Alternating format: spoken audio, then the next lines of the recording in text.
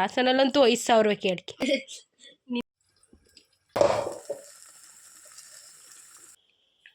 ಹಾಗೆ ಹಾಯ್ ಎಲ್ಲರಿಗೂ ನಮಸ್ಕಾರ, welcome back to my YouTube channel. ಎಲ್ಲರೂ ಹೇಗಿದ್ದೀರಾ?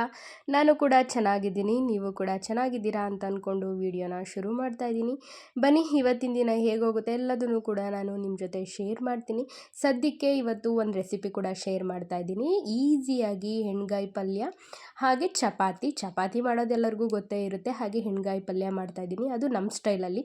ನಾನೇನು ಜಾಸ್ತಿ ಇಂಗ್ರೀಡಿಯೆಂಟ್ಸ್ ಎಲ್ಲ ಯೂಸ್ ಮಾಡಲ್ಲ. ಹೇಗೆ ಮಾಡೋದು ಅಂತ ಹೇಳ್ಕೊಡ್ತೀನಿ ಬನ್ನಿ. ಮೊದಲಿಗೆ ಒಂದು ಪಾತ್ರೆಯಲ್ಲಿ ಸ್ವಲ್ಪ ಹೆಣ್ಗಾಯಿಗೆ ಏನು ಬೇಕಾಗಿರೋದು, ಮೊದಲಿಗೆ ಸ್ವಲ್ಪ ಎಣ್ಣೆನ ಜಾಸ್ತಿ ಹಾಕ್ಕೊಂಡು ಸಾಸಿವೆ, ಕರಿಬೇವಿನ ಸೊಪ್ಪು ಹಾಗೆ ಜೀರಿಗೆ ಹಾಕ್ಬಿಟ್ಟು ಚೆನ್ನಾಗಿ ತೊಳೆದು ಹೆಚ್ಚಿಟ್ಕೊಂಡಿರೋ ಅಂಥ ಮುಳುಗಾಯಿನೆಲ್ಲ ಹಾಕಬೇಕು. ಅಂದರೆ ಒಂದರಲ್ಲಿ 4 ಪೀಸ್ ಮಾಡಿರಬೇಕು. ಆ ಥರ ಹೇಗೆ ಹೆಣ್ಗಾಯಿ ಮಾಡೋದಕ್ಕೆ ಮುಳುಗಾಯಿನ ನಾವು ಹೆಚ್ಕೊತೀವಿ ಹಂಗೆ ಮಾಡಿಬಿಟ್ಟು ಫಸ್ಟ್ ಎಣ್ಣೆಲಿ ಹಾಕಿ ಸ್ವಲ್ಪ ಉಪ್ಪು ಹಾಕ್ಬಿಟ್ಟು ಅದನ್ನು ಮಾಗ್ಸೋಕ್ಕೆ ಇಡಬೇಕು. ಅದಾದಮೇಲೆ ಇದಕ್ಕೊಂದು ಮಸಾಲಾನ ರೆಡಿ ಮಾಡ್ಕೊಳ್ತಾ ಇದ್ದೀನಿ. ಹುರಿದಿಟ್ಕೊಂಡಿರೋ 1-2-3 ಸ್ಪೂನ್ ಎಳ್ಳು, ಹಾಗೆ ಹುರಿದಿಟ್ಕೊಂಡಿರೋ 1-2-3 ಸ್ಪೂನು ಕಡಲೆ ಬೀಜ, ಹಾಗೆ ಹುರಿದಿಟ್ಕೊಂಡಿರೋ ಅಂಥ ಹುಚ್ಚೆಳ್ಳು, ಇವು 3. ಆಮೇಲೆ ಸ್ವಲ್ಪ ಬೆಳ್ಳುಳ್ಳಿ, ಆಮೇಲೆ ತೆಂಗಿನಕಾಯಿ ಸ್ವಲ್ಪ ಕೊಬ್ಬರಿ ಇದ್ರಾದರೂ ಹಾಕ್ಕೋಬೋದು, ಇಲ್ಲ ತೆಂಗಿನಕಾಯಿ ಇದ್ರಾದ್ರೂ ಹಾಕ್ಕೋಬೋದು.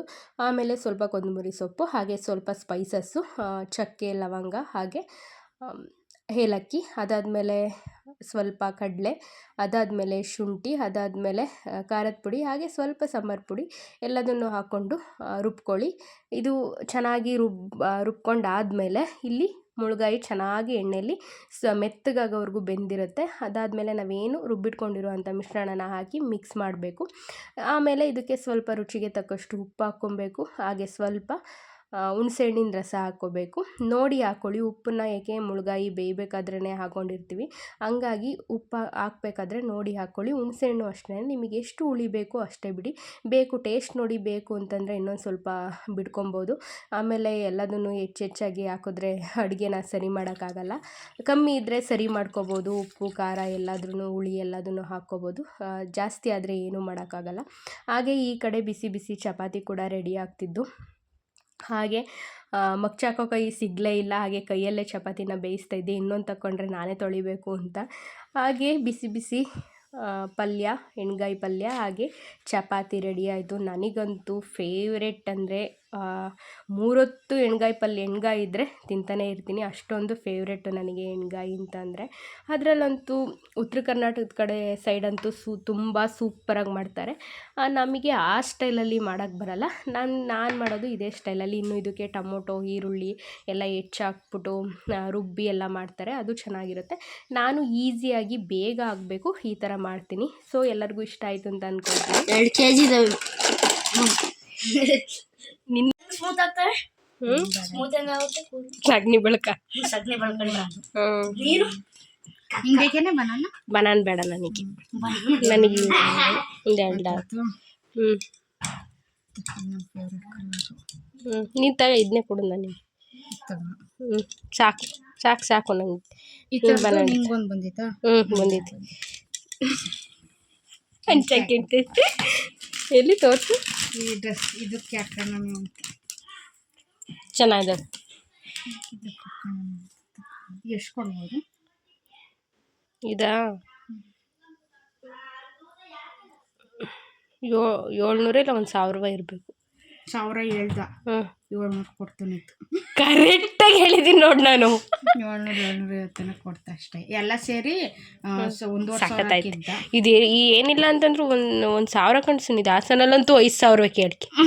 ಹಾಸನಲ್ಲಿ ಇದು ಹಂಗೆ ಇಡಬೇಕು. ಇದಕ್ಕೆ ಹಾಕಿ ಇರಲಿಲ್ಲ. ಲಿಪ್ಸ್ಟಿಕ್ಕು ಬ್ರ್ಯಾಂಡೆಡ್ ಲ್ಯಾಕ್ಮಿ ಕೊಡ್ರಿ ಅಂತಂದೆ. ಅದೇ ಇದ್ರೆ ಕೊಡ್ರಿ ಲ್ಯಾಕ್ಮಿನೇ ಅಂತ. ರೆಡಿ ಮಾಡ್ತೀನಿ. ಅದಕ್ಕೆ ಇವೆಳು ತಂದೆ.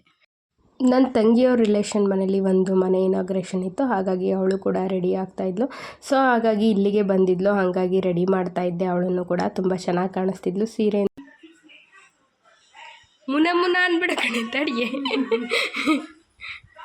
ಸಖತ್ತಾಗಿ ಕಾಣಿಸ್ತೈತಿ.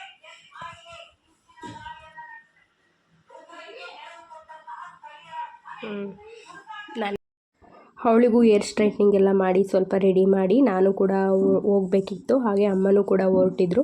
ಸೊ ಅವ್ರನ್ನೆಲ್ಲ ಕಳಿಸ್ಬಿಟ್ಟು ಆಮೇಲೆ ನಾನು ನಮ್ಮ ಮನೆಯವರು ಹೋಗೋಣ ಅಂತ ಅಂದ್ಕೊಂಡಿದ್ವಿ. ಹಾಗಾಗಿ ಫಸ್ಟಿಗೆ ಇವರು ಬೇಗ ಹೋಗ್ಬೇಕಿತ್ತಲ್ಲ, ಹಾಗಾಗಿ ಬೇಗ ರೆಡಿಯಾಗಿ ಅವಳು ಹೊರಟ್ಲು.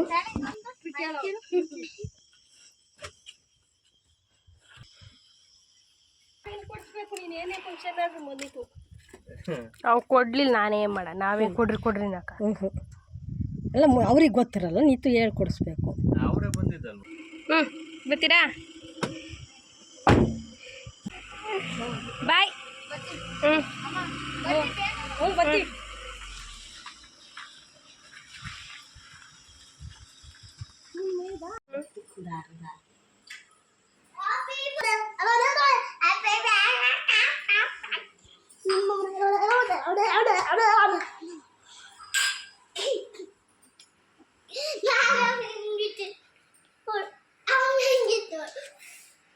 ನೀನು ನೋಡಿ ಹೆಂಗಿದಿ.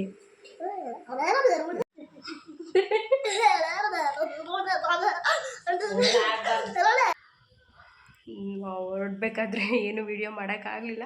ಸೊ ಫುಲ್ ಟೈಮ್ ಆಗಿತ್ತು, ಹಾಗಾಗಿ ಬೇಗ ಹೊರಡು ಅಂತ ಬೈತಾ ಇದ್ದಾರಲ್ಲಿ, ಆಲ್ರೆಡಿ ಟೈಮ್ ಆಗಿದೆ ಅಂತ. ಸೊ ಹಾಗಾಗಿ ಹೊರಟಿದ್ದೀನಿ. ಹೇಗೆ ಕಾಣಿಸ್ತಿದ್ದೀನಿ ಅಂತ ಕಮೆಂಟ್ ಮಾಡಿ. ಸರಿಯಾಗಿ ಯಾಕೋ ರೆಡಿ ಆಗೋಕ್ಕೆ ಆಗಲಿಲ್ಲ, ಯಾಕಂತಂದರೆ ತುಂಬ ಬಿಸಿಲಿತ್ತು. ಸೊ ಏನು ಮೇಕಪ್ ಮಾಡಿಕೊಂಡ್ರು ಬಿಸಿಲಿಗೆಲ್ಲ ಏನೂ ಇರ್ತಿರ್ಲಿಲ್ಲ, ಹೋಗ್ತಾಯಿತ್ತು. ಏನಕ್ಕಪ್ಪ ಬೇಕು ಫಂಕ್ಷನ್ನು ಅಂತಲೂ ಅನ್ನಿಸ್ಬಿಡ್ತು ಒಂದು ಸಲ. ಸೊ ಹಂಗೋ ಹಿಂಗೋ ಮಾಡಿಕೊಂಡು ಹೊಸ ಮನೆಗೆ ಬಂದ್ವಿ. ಚೆನ್ನಾಗಿ ಮನೆ ಇನಾಗ್ರೇಷನ್ ಕೂಡ ಮಾಡಿದರು, ಹಾಗೆ ಮನೆಯೂ ಕೂಡ ಚೆನ್ನಾಗಿತ್ತು. ಹಾಗೆ ದೇವರೆಲ್ಲ ಚೆನ್ನಾಗಿ ಪೂಜೆ ಮಾಡಿದ್ರಲ್ಲ, ಹಾಗಾಗಿ ಒಂದು ಕ್ಲಿಪ್ಪಿಂಗ್ ತೊಗೊಂಡೆ. ಇವಾಗಂತೂ ಪೂಜೆ ತುಂಬ ಚೆನ್ನಾಗಿರುತ್ತೆ, ಯಾರ ಮನೇಲಿ ಹೋದ್ರೂ ಚೆನ್ನಾಗಿ ಅಲಂಕಾರ ಮಾಡಿರ್ತಾರೆ. ನೋಡಿದ ತಕ್ಷಣ ಫೋಟೋ ತೆಕ್ಕೋಬೇಕು, ಇಲ್ಲ ಒಂದು ವಿಡಿಯೋ ಮಾಡಬೇಕು ಅಂತ ಅನ್ನಿಸ್ತಿರುತ್ತೆ. ಸೊ ಅಲ್ಲಿ ಎಲ್ಲ ಮುಗಿಸ್ಕೊಂಡು, ಊಟ ಎಲ್ಲ ಮುಗಿಸ್ಕೊಂಡು ಹಾಗೆ ಅಲ್ಲಿ ಕೂತ್ಕೊಂಡು ಸ್ವಲ್ಪ ಹೊತ್ತು ಮಾತಾಡಿಕೊಂಡು ನಾವು ಹೊರಟ್ವಿ. ಮಳೆ ಬೇರೆ ಬರೋಂಗಾಗಿತ್ತು, ಹಂಗಾಗಿ ಬೇಗ ಹೊರಟ್ವಿ ನಾವು ಕೂಡ.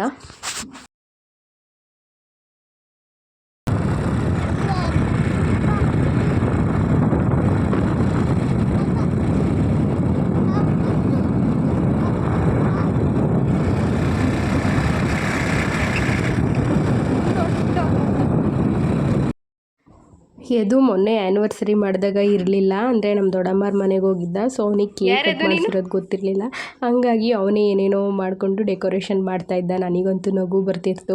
ಇವಾಗ ಚಿಕ್ಕಿ ಬರ್ತಾಳೆ, ಕೇಕ್ ಕಟ್ ಮಾಡ್ಸೋಣ, ಅವಳ ಬರ್ಡೇ ಅಂತ ಅಂದ್ಕೊಂಡು ಕೇಕ್ ಎಲ್ಲ ರೆಡಿ ಮಾಡಿಕೊಂಡು, ಕೇಕ್ ಇದೆ ಅಂತ ಅಂದ್ಕೊಂಡು ಎಲ್ಲ ರೆಡಿ ಮಾಡ್ತಾಯಿದ್ದ. ಸೊ ಇಲ್ಲಿಗೆ ಇವತ್ತಿನ ವೀಡಿಯೋನ ಎಂಡ್ ಮಾಡ್ತಾಯಿದ್ದೀನಿ.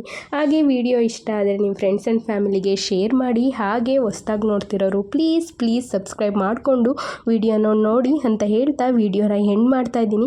ಹಾಗೆ ನಿಮ್ಮ ಪ್ರೀತಿ ವಿಶ್ವಾಸ ಸದಾ ನನ್ನ ಮೇಲೆ ಇರಬೇಕು, ಆವಾಗಲೇ ತಾನೇ ಏನಾದರೂ ಕೆಲಸನ ಮಾಡೋದಕ್ಕೆ ನಮಗೂ ಕೂಡ ಇಂಟ್ರೆಸ್ಟು.